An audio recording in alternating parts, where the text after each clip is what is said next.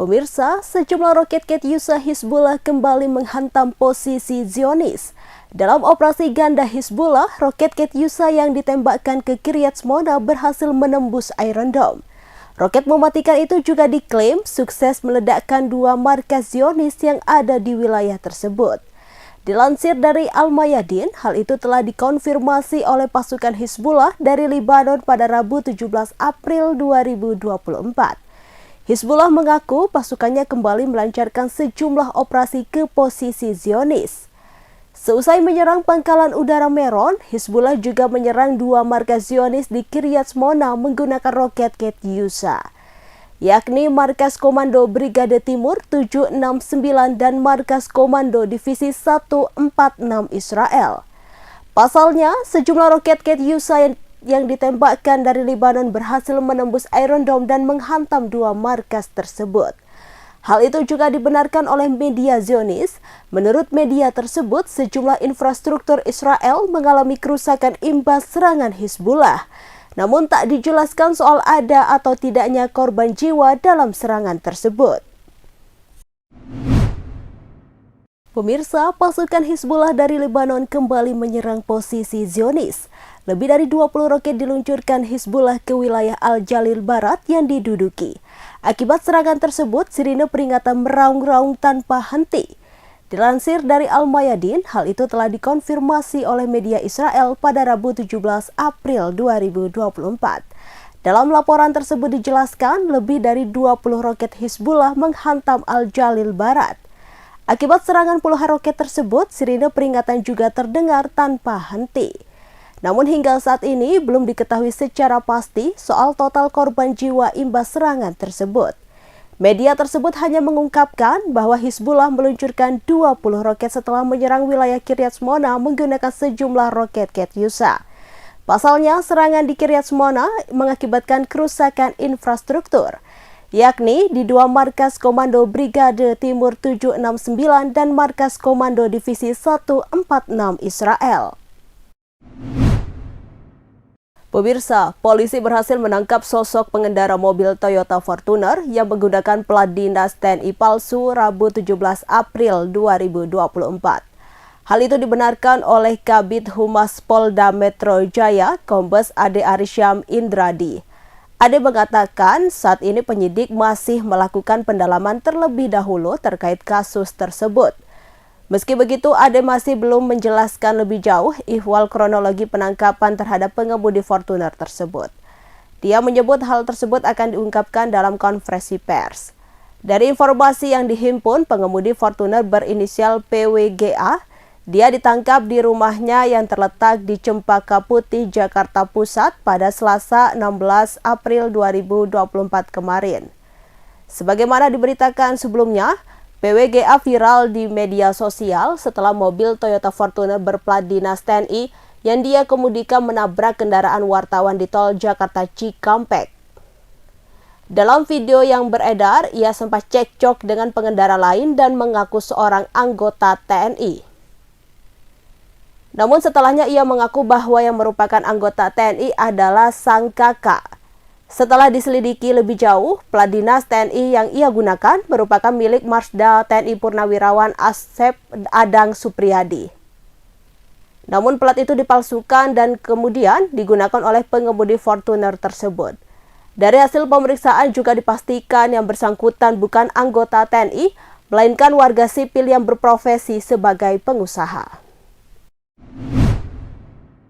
Pemirsa, gudang tempat penampungan limbah tulang sapi yang diprotes warga di Kelurahan Ngampel, Kota Kediri akhirnya ditempel tulisan di segel rakyat Selasa 16 April 2024. Namun kondisi gudang yang sebelumnya penuh dengan tumpukan limbah tulang sapi dari rumah jagal itu sudah terlihat kosong. Tidak terlihat lagi tumpukan tulang dalam karung yang mengakibatkan polusi limbah karena menebarkan bau busuk yang menyengat dan mengundang lalat berdatangan. Kondisi bangunan semi permanen yang sudah kosong kemudian ditempel tulisan oleh masyarakat terdampak polusi lingkungan. Heri Nurdianto, Ketua LPMK Kelurahan Ngampel menjelaskan, gudang tulang limbah diprotes masyarakat karena mengakibatkan bau tak sedap dan kerumunan lalat. Selain itu, pemilik gudang limbah sebelumnya juga tidak pernah meminta izin kepada masyarakat di RT 5 RW 9 Kelurahan Ngampel. Sementara Kapolsek Mojoroto Kota Kediri, Kompol Muhlason saat dikonfirmasi menjelaskan, petugas telah meminta keterangan pemilik gudang limbah tulang yang diprotes oleh masyarakat. Kompol Muhlason mengungkapkan setelah mengetahui keberadaan gudang limbah diprotes masyarakat, pemiliknya kemudian langsung memindahkan ke lokasi lain. Diberitakan sebelumnya, gudang limbah tulang sapi telah membuat warga terganggu karena mengakibatkan polusi bau busuk dan mengundang lalat. Lokasi gudang berdekatan dengan pondok pesantren Mahrusyiyah dan pemukiman masyarakat. Dan dia memang tidak ada izin-izinnya, kemudian dia sanggup untuk pindah dari situ. Mulai kapan? Tadi malam langsung dipindai. Oh gitu. Tadi pagi sudah bersih semua, tinggal gudangnya belum dirubuhkan gitu aja. Oh, jadi sudah kosong semua. Jadi sudah kosong dan akan dirubuhkan itu ya? Iya. Jadi sudah. Berarti sudah selesai masalahnya ya? Pokoknya dia sudah salah, sudah pindah. Oke, makasih Pak Profesor. Pemirsa, puluhan massa Ikatan Parlemen Jalanan menggelar demo mendesak Kejaksaan Negeri Kota Kediri mengusut dugaan kasus dana jaring aspirasi masyarakat atau Jasmas DPRD Kota Kediri Selasa 16 April 2024. Di depan kantor Kejaksaan, massa menggelar konser menyanyikan sebuah lagu dan berorasi mendesak Kejaksaan mengusut kasus korupsi Jasmas 30 anggota Dewan. Selain itu, massa juga membakar ban bekas serta keranda mayat hingga api berkobar di tengah jalan Jaksa Agung Suprapto.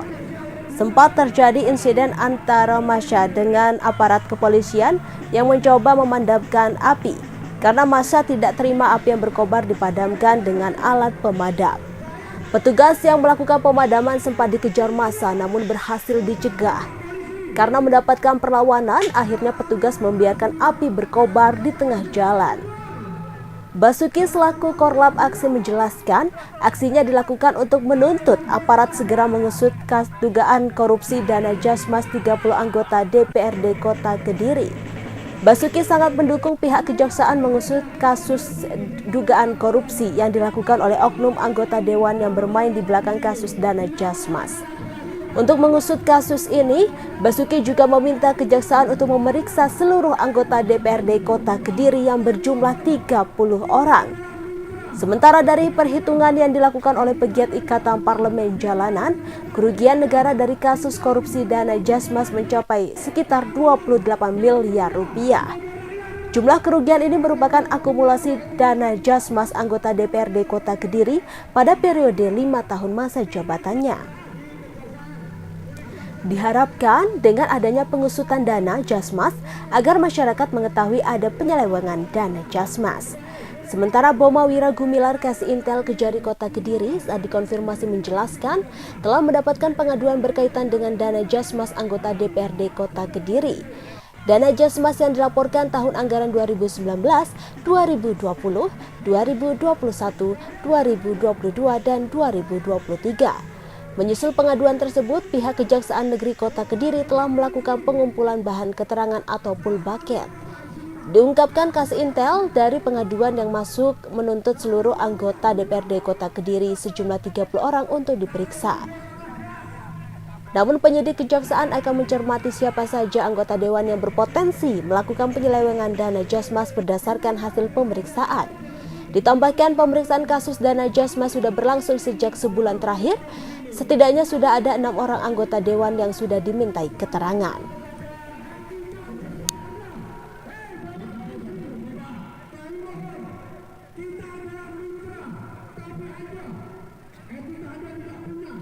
Tekankan untuk dewan ya, dan di DPRD terkait masalah Jasmas. Makanya ini kita berharap pihak kejaksaan benar-benar efektif menindaklanjut kasus ini. Bila mana kurang bukti atau semacam apa, kita pun juga siap seharusnya. Tapi sebenarnya ini kan wilayahnya kejaksaan untuk mencari barang-barang bukti itu. Kita hanya menginformasikan telah terjadi hal-hal semacam itu. Jadi inti pada permasalahan semua terkait ini adalah satu, kita sangat mendukung dari kejaksaan untuk menindak tegas oknum-oknum yang bermain di belakang Jasmas, yang semacam itu. Oke, dari kami demikian. Kalau dugaan Ada berapa anggota dewan Pak yang dilaporkan? Kalau ada berapa dugaan kami semuanya, gitu loh. Jadi 30 anggota dewan. Semuanya diperiksa. Kami karena patut diduga semuanya bisa terlibat, bisa main juga. potensi kerugian negaranya sekitar berapa Pak? Potensi kerugian negara untuk yang tadi kita sebutkan, yang pertama adalah juga 28 miliar, belum yang lain-lainnya. Itu selama 5 tahun itu ya berarti? Ya. Akumulasi. Dan gitu. Jadi biar nanti mereka tahu, biar masyarakat tahu intinya. Sebentar lagi kita pilkada juga kan, gitu. Biar semuanya bersih. Intinya kita sangat mendukung kalau Kediri ini memang benar-benar bersih. Mas Dan Bakti ini selaku Korlap ini ya? Ya, saya selaku Korlap dan saya benar-benar di sini akan terus mendampingi kasus ini sampai benar-benar. Pemirsa, Komisi Pemberantasan Korupsi atau KPK akan memanggil Bupati Sidoarjo Ahmad Mudlor Ali alias Gus Muhdlor untuk menjalani pemeriksaan sebagai tersangka pada Jumat 19 April 2024. Hal itu diungkapkan oleh juru bicara KPK Ali Fikri. KPK sebelumnya telah menetapkan Gus Muhdlor sebagai tersangka kasus dugaan korupsi pemotongan dana insentif pegawai negeri sipil di lingkungan Badan Pelayanan Pajak Daerah atau BPPD Kabupaten Sidoarjo, Jawa Timur. KPK mengharapkan kehadiran Gus Muhdlor di Gedung Merah Putih di Jakarta sesuai jadwal pemanggilan pemeriksaan. Sebab itu kesempatan bagi Gus Muhdlor untuk menjelaskan duduk persoalan perkara yang tengah membelitnya. Sebelumnya, KPK menetapkan Gus Muhdlor sebagai tersangka korupsi. KPK menduga Gus Muhdlor memotong dan menerima uang di lingkungan BPBD Sidoarjo. Dalam kasus ini, pada 29 Januari 2024, KPK menahan dan menetapkan Kasubag Umum dan Kepegawaian BPBD Sidoarjo Siska Wati sebagai tersangka. Pada Jumat 23 Februari 2024, KPK juga menahan dan menetapkan status tersangka terhadap Kepala BPBD Sidoarjo, Ari Suryono dalam perkara yang sama. AS dan SW disangkakan melanggar pasal 12 huruf F Undang-Undang Nomor 31 Tahun 1999 sebagaimana diubah dengan Undang-Undang Nomor 20 Tahun 2019 tentang Pemberantasan Tindak Pidana Korupsi Junto Pasal 55 Ayat 1 ke 1 KUHP.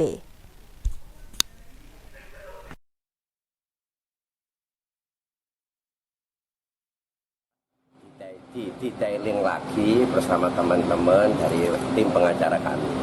Jadi secara umum kami ingin sampaikan bahwa menghormati segala keputusan yang kemudian dikeluarkan oleh KPK. Itu ya. Kemungkinan ada pra-peradilan. Nah, itu nanti detailingnya ada di pengacara. Nanti mungkin akan kami siapkan waktu panjenengan semua agar kemudian bisa melakukan wawancara langsung dengan beliau semua. Yang jelas bahwa proses ini kami hormati dan kemudian karena negara hukum masih banyak yang kemudian bisa ditempuh dan sebagainya, maka secara umum kami sampaikan bahwa kami menghormati keputusan yang dikeluarkan oleh KPK. Ada informasi pemanggilan Gus? Kapan? Cukup ya. Masih Gus. Ya. Pemirsa, Presiden kelima Republik Indonesia Megawati Soekarno Putri mengajukan diri menjadi sahabat pengadilan atau amicus curiae Mahkamah Konstitusi atau MK. Megawati menyampaikan pemikiran dan pendapatnya atas perkara perselisihan hasil pemilihan umum yang tengah bergulir. Dikutip dari laman resmi Mahkamah Konstitusi, penyerahan amicus curiae Megawati diwakili oleh Sekretaris Jenderal PDIP Hasto Kristianto pada Selasa 16 April 2024. Tak sendiri, Hasto turut didampingi oleh Ketua DPP PDIP Jarod Saiful Hidayat dan Todung Mulya Lubis kuasa hukum Paslon 3. Diketahui di akhir dokumen amicus curiae terdapat tulisan tangan Megawati. Dibacakan Hasto, Megawati berharap agar putusan yang diambil MK merupakan ketuk palu emas. Seiring dengan hal itu, MK juga menerima pengajuan amicus curiae dari 4 organisasi kemahasiswaan. Mereka adalah Dewan Mahasiswa Fakultas Hukum, Universitas Gadjah Mada, Badan Eksekutif Mahasiswa atau BEM, FH Universitas Pajajaran, BEM FH Universitas Diponegoro, dan BEM FH Universitas Airlangga. Download Tribun X sekarang, menghadirkan lokal menjadi Indonesia.